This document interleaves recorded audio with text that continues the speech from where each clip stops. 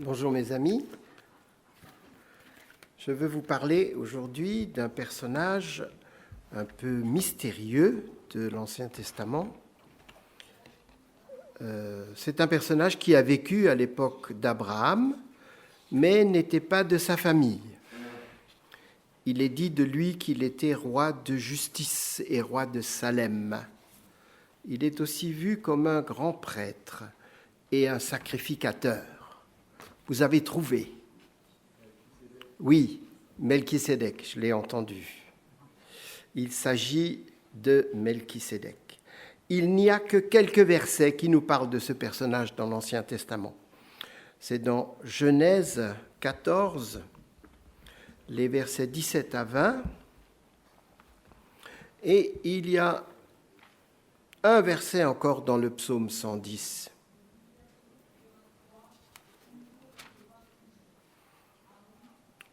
Alors, je lis dans Genèse 14, 17. Après qu'Abraham fut revenu vainqueur de Kedorlaomer et des rois qui étaient avec lui, le roi de Sodome sortit à sa rencontre dans la vallée de Chavé, qui est la vallée du roi. Melchisédek, roi de Salem, fit apporter du pain et du vin. Il était sacrificateur du Dieu Très-Haut. Il bénit Abraham et dit : « Béni soit Abraham par le Dieu Très-Haut, maître du ciel et de la terre. Béni soit le Dieu Très-Haut qui a livré tes ennemis entre tes mains. » Et Abraham lui donna la dîme de tout. Alors, je lis encore dans Psaume 110.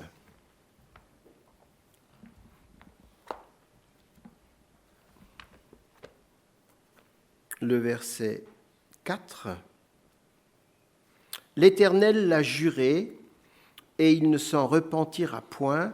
Tu es sacrificateur pour toujours, à la manière de Melchisédek. » C'est dans un contexte où David parle du roi sacrificateur à venir. « Assieds-toi à ta droite jusqu'à ce que je fasse de tes ennemis ton marchepied, etc. » Alors je me demande un peu ce que les Juifs qui n'ont que l'Ancien Testament peuvent bien comprendre de ce Melchisédek, parce que c'est quand même peu de choses que l'on sait. Or nous avons la clé du mystère. Nous avons, avec l'Épître aux Hébreux, nous avons des éléments qui nous apportent les explications nécessaires. Dans Hébreux 5, les versets 5 et 6, « Et Christ ne s'est pas non plus attribué la gloire de devenir souverain sacrificateur, mais il la tient de celui qui a dit « Tu es mon fils, je t'ai engendré aujourd'hui. » Et comme il dit encore ailleurs, « Tu es sacrificateur pour toujours, selon l'ordre de Melchisédek. » On reprend le passage de Psaume 10. Et puis, plus en détail, au chapitre 7, les versets 1 à 4. En effet, ce Melchisédek, qui était-il ? Il était roi de Salem et sacrificateur du Dieu Très-Haut. Il alla au-devant d'Abraham lorsqu'il revenait de la défaite des rois, et il le bénit, et Abraham lui donna la dîme de tout. Il est d'abord roi de justice, d'après la signification de son nom. Ensuite, roi de Salem, c'est-à-dire roi de paix. Il est sans père, sans mère, sans généalogie. Il n'a ni commencement de jour, ni fin de vie, mais il est rendu semblable au Fils de Dieu. Ce Melchisédek demeure sacrificateur à perpétuité.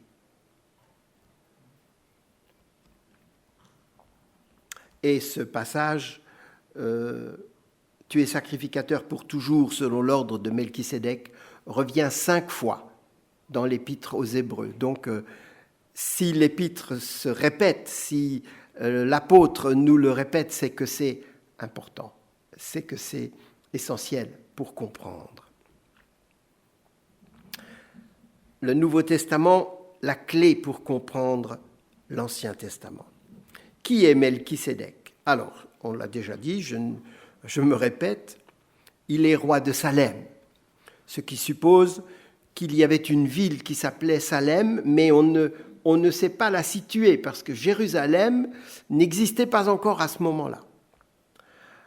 Il est sacrificateur du Dieu très haut. Alors je me demande comment Abraham a reconnu le sacrificateur en Melchisédek. Est-ce que Melchisédek portait un habit sacerdotal avec le pectoral, avec...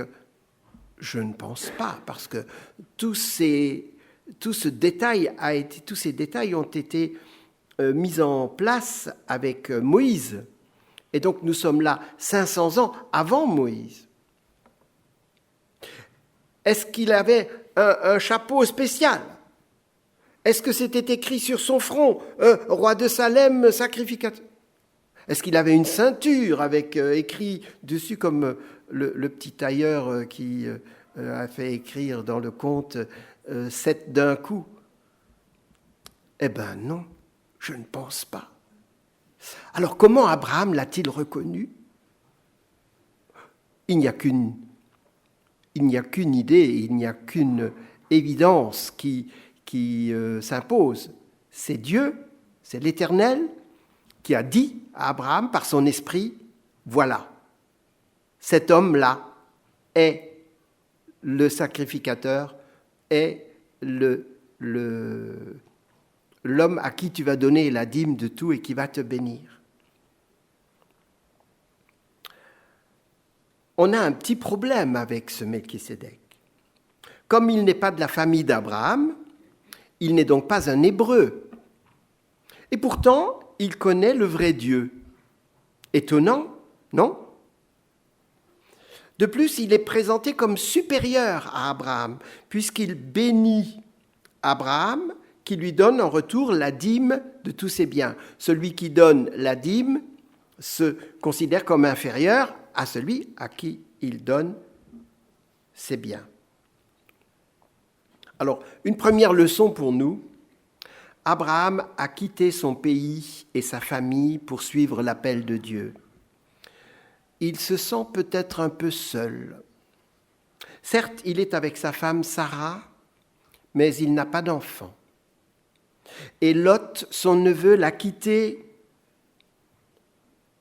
Alors Dieu lui fait rencontrer Melchisédek, comme pour lui dire, « Tu vois, tu n'es pas seul à croire en moi et à me connaître.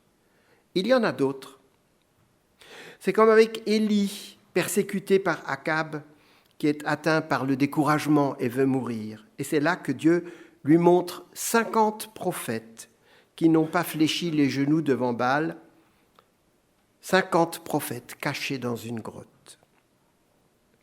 Parfois, dans nos milieux évangéliques un peu étriqués, il faut bien le dire, le Seigneur a besoin de nous rappeler qu'il y a d'autres chrétiens qui n'ont peut-être pas les mêmes traditions, pas les mêmes rites, mais qui eux aussi peuvent connaître Dieu et son Fils Jésus. De toutes ces dénominations que je ne vais pas énumérer parce que je risque d'en oublier, il y a de vrais chrétiens.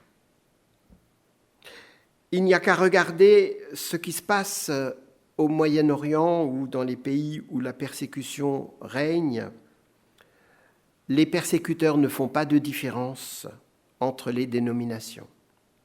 Et je suis sûr qu'un jour au ciel, on sera étonné de la diversité des origines des enfants de Dieu. Alors, que savons-nous encore de Melchisédek ? Ou plutôt, qu'est-ce qui n'est pas dit ? Quelle chose ne nous est pas révélée ? En général, on nous présente les gens par leur nom, ou le nom de leur père ou ancêtre. On va dire David, fils d'Isaïe, Josué, fils de Nun, Élie le Tishbite, venant d'une certaine région, d'une certaine ville, Ruth, la Moabite. Et de Melchisédek, on nous dit roi de Salem, mais Salem, justement, c'est un mystère aussi. Melchisédek n'a pas de généalogie, il n'a pas d'ancêtre, il n'a pas de postérité. Il apparaît comme ça et il disparaît de nouveau. Nous ne savons d'où il sort. Alors, roi de Salem, ça peut vouloir dire roi de paix, mais qui donc est ce roi de paix, si ce n'est Jésus lui-même? Et la parole de Dieu ne nous dit pas expressément que c'est une apparition de Jésus, mais nous le laisse entendre. Il est rendu semblable au Fils de Dieu, au chapitre 7, verset 3 des Hébreux. Il est rendu semblable au Fils de Dieu. Melchisédek est une image forte de Christ.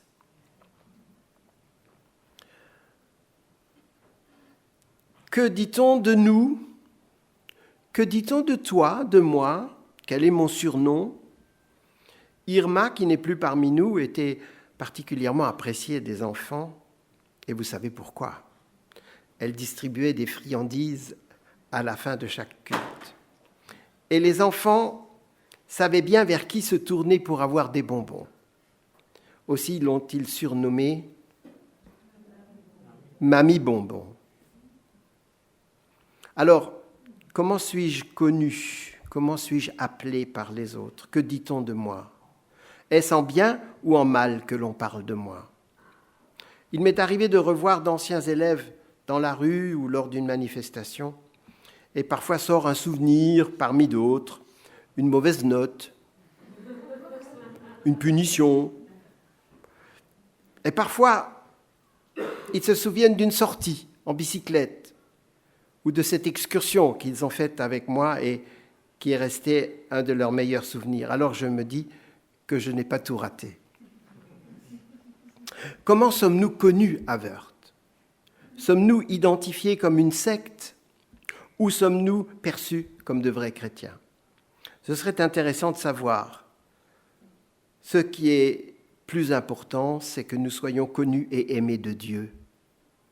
Que nos noms soient inscrits dans le livre de vie. Ne cherchons pas la gloire ici-bas, même s'il vaut mieux être connu pour de bonnes choses que pour de mauvaises. Mais cherchons à plaire à Dieu avant de plaire aux hommes. Mais avoir bonne réputation ne peut nuire. Alors mon troisième point concernant Melchisédek, c'est justement ce qu'il fait. Il ne se contente pas d'être, il agit. Il bénit Abraham. Que veut dire bénir? Il souhaite de bonnes choses à Abraham. Il formule la bienvenue de la part de Dieu. Et ces paroles s'appuient sur un geste fort. Il offre à Abraham du pain et du vin, à manger et à boire. Melchisédek accueille Abraham avec bienveillance dans cette nouvelle patrie, dans cette nouvelle vie presque, dans ce pays de Canaan que Dieu lui a promis. Nous aussi, nous sommes appelés à bénir, demander la grâce de Dieu pour nos proches, nos enfants, nos amis, notre ville, notre pays, notre Europe post-chrétienne qui ne sait pas qu'elle va à sa perte. Nous sommes appelés à bénir nos autorités, nos députés qui vont être élus, nos ennemis même. En Russie, traditionnellement, on est accueilli avec du pain et du sel. En Polynésie, c'est avec un collier de fleurs que l'on reçoit les nouveaux arrivants. Comment savons-nous accueillir les nouveaux dans notre Église? Par un mot de bienvenue à la porte et le manteau que l'on vous prend en hiver pour le suspendre? C'est bien, mais c'est peu si on en reste là. Quand le culte est fini, nous allons plus volontiers vers nos amis de toujours que vers les nouvelles têtes. Je le dis pour moi également, et c'est assez naturel. Seulement, mettons-nous à la place de celui qui est là pour la première fois. Il ne sait vers qui aller, il ne connaît personne. C'est à nous d'aller vers lui, de prendre contact, de poser quelques questions, de répondre peut-être à ses interrogations. Nous sommes là pour servir et non pour être servis. J'ai déjà été dans pas mal d'autres églises et le premier contact est important. Plus que la teneur du message, la beauté des chants, la profondeur des prières. Quelqu'un de bien accueilli aura envie de revenir, même si ça ne chante pas très bien. Et là, nous avons toutes nos chances alors. Et puis, Melchisédek accueille avec du pain et du vin. Mais quel symbole! Vous aurez tous vu le parallèle avec le repas du Seigneur, avec le repas de Christ, avec ses disciples, avec la Sainte Seine. Melchisédek, en accueillant ainsi Abraham, lui dit en substance « Je te souhaite la bienvenue en Canaan, Abraham. De la part du Dieu que je sers, je te souhaite la prospérité ici.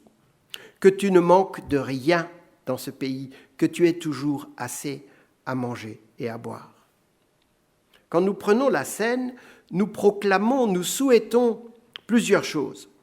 D'abord, et c'est la plus importante, nous confessons la mort expiatoire de Christ comme valable pour nous. Ensuite, en partageant le pain et le jus de raisin chez nous, nous exprimons notre unité en Christ, la fraternité en Jésus notre Sauveur. Et la troisième, qui découle des deux autres, nous affirmons être chrétiens. Nous le disons à nous-mêmes, nous le disons aux autres, nous le disons à Dieu et même aux démons. Je dis en substance que je veux être un disciple de Christ, que je lui appartiens, que je l'aime, car lui aussi, il m'a aimé et combien il nous a aimés. J'affirme ainsi que je fais partie de la famille de Dieu. Mon dernier point sera pour la réaction d'Abraham. Abraham a bien compris le sens et la portée de cette bénédiction et il exprime sa reconnaissance et son allégeance à Melchisédek en lui donnant la dîme de tous ses biens. Or, il venait de gagner une guerre, il avait fait du butin, il était donc enrichi et il donne 10% de tout cela. Abraham était riche, il avait notamment de grands troupeaux. En quelque sorte, Abraham exprime sa soumission. Il reconnaît l'autorité spirituelle de Melchisédek. J'accepte ta bénédiction comme venant de Dieu. Vous l'aurez compris, Melchisédek ressemble bigrement à Christ. Je n'irai pas jusqu'à prétendre que c'est une apparition de Christ, mais on ne peut pas l'exclure. Jésus aussi est le Seigneur de paix, qui accueille, bénit, nourrit et conduit vers le Père. Melchisédek est à coup sûr une merveilleuse image de Christ, un type de Christ, comme il y en a beaucoup dans l'Ancien Testament. Vous savez que l'Ancien Testament nous parle indirectement de Christ. Et c'est comme cela qu'il faut le lire. Et nous apprendrons beaucoup sur Christ, son rôle, sa relation avec le Père, son amour extraordinaire pour nous. Christ est à la fois le sacrifice parfait et le sacrificateur parfait, le souverain sacrificateur. Seulement, comme il n'est pas lévite, comme il n'est pas de la descendance de Lévi et encore moins d'Aaron, il fallait qu'il soit précédé de quelqu'un qui fut prêtre du Très-Haut, sans être de la lignée d'Aaron. Ainsi, Jésus peut-il être le souverain sacrificateur qui s'offre lui-même en sacrifice expiatoire. Il est souverain sacrificateur selon l'ordre de Melchisédek, qui est un ordre supérieur à l'ordre des Lévites. Sachons aimer ce personnage de Melchisédek, ce roi de paix qui nous conduit à Christ. Puissions-nous nous inspirer de son comportement pour accueillir et bénir nos contemporains. Être chrétien, c'est vouloir ressembler à Christ Jésus, dont Melchisédek est une image, un précurseur, une figure. En conclusion, je me suis posé la question si nous sommes des sacrificateurs. Qu'est-ce que vous en pensez ? Sommes-nous des sacrificateurs ? Alors, il y en a qui ne disent rien, sont prudents. D'autres disent oui, oui, oui. Alors, ceux qui disent oui, là, qu'est-ce qu'on sacrifie si on est sacrificateur ? On sacrifie notre vie. Oui, Jacques, merci. Nous avons à nous sacrifier nous-mêmes. Nous avons à offrir nos cœurs, nos pensées, nos vies en sacrifice à Christ. Alors, bien sûr, Jésus est notre Sauveur. Lui seul est le souverain sacrificateur. Nul ne vient au Père que par lui. Et nous ne pouvons pas, par nos sacrifices, ajouter ou augmenter quelque chose à notre salut. Mais il est écrit dans 1 Pierre 2, ça vient juste après l'épître de Jacques, et dans 1 Pierre 2, vous, au contraire, vous les chrétiens, vous êtes une race élue, un sacerdoce royal, une nation sainte, un peuple acquis, afin que vous annonciez les vertus de celui qui vous a appelé des ténèbres à son admirable lumière. Un sacerdoce royal. Qu'est-ce que c'est un sacerdoce ? Eh bien, c'est la prêtrise. Nous sommes des sacrificateurs, mais nous n'avons pas à sacrifier des veaux et des boucs et des animaux, non, et même pas des choses matérielles, mais nous avons à nous donner nous-mêmes. Notre propre vie doit être sacrifiée à Dieu. Notre propre vie doit être à la gloire de Dieu. Je lirai encore, pour terminer, dans Ésaïe, au chapitre 1er, le verset 11.